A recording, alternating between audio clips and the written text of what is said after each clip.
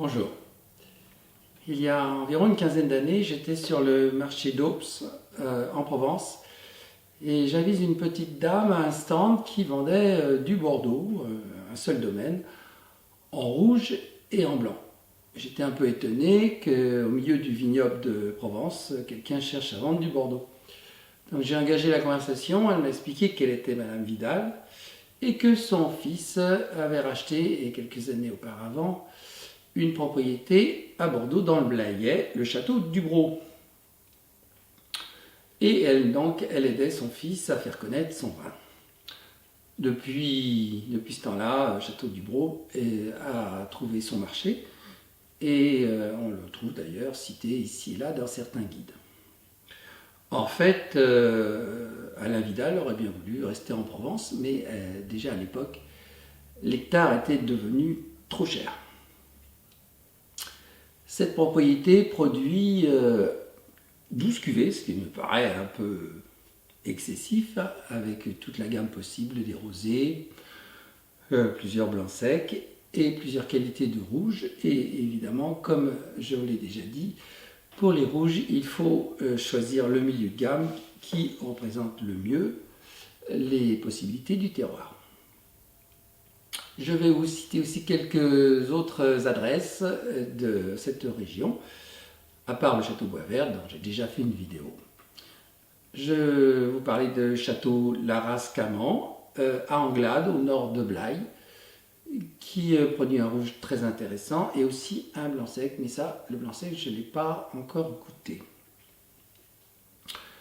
Plein Est, assez loin, à la limite de l'appellation, vers la Nationale 10 qui remonte de Bordeaux à Angoulême.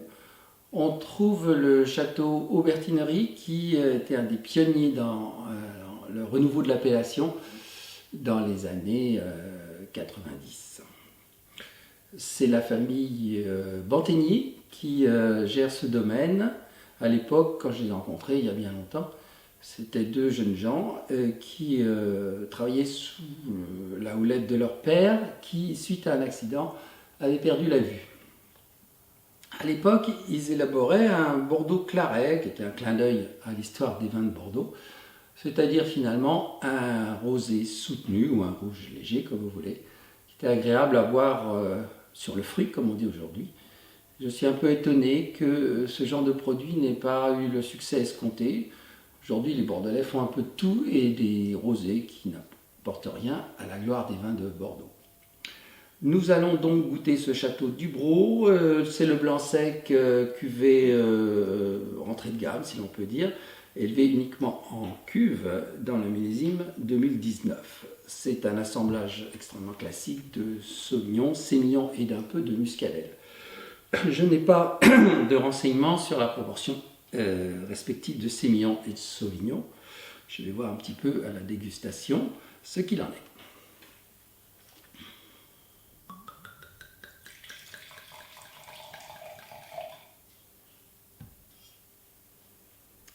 Belle or pâle, de couleur très, très limpide, sans reflet vert. Le vin doit être bien épanoui. Le nez est très intense. Le Sauvignon est absolument évident, sans être caricatural, avec des petites notes un peu sucrées, très agréables. Un peu mentholé aussi, ce qui suppose une proportion de sémillon significative.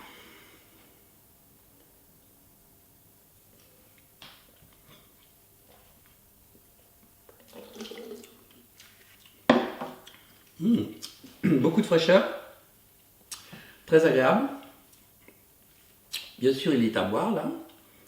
Alors la proportion sémillon Sauvignon, c'est quand même difficile à dire. Il faudrait que j'ai le renseignement, je dirais. Bon, le Sauvignon est majoritaire, ça c'est pas un scoop, hein, c'est le cas général à Bordeaux. Mais le Sauvignon doit être quand même en proportion, je dirais peut-être 20-30%. Si j'ai le renseignement, je vous mettrai en commentaire de la vidéo. Je vous invite une fois de plus à explorer cette région. Ne le faites surtout pas dans les grandes surfaces où c'est vraiment la grosse cavalerie, malheureusement. Mais un caviste avisé qui aime bien les Bordeaux aura souvent ce genre d'appellation à vous proposer. Alors ça, j'ai goûté, je l'ai payé à environ 9 euros. Le rapport qualité-prix est excellent, naturellement. À bientôt.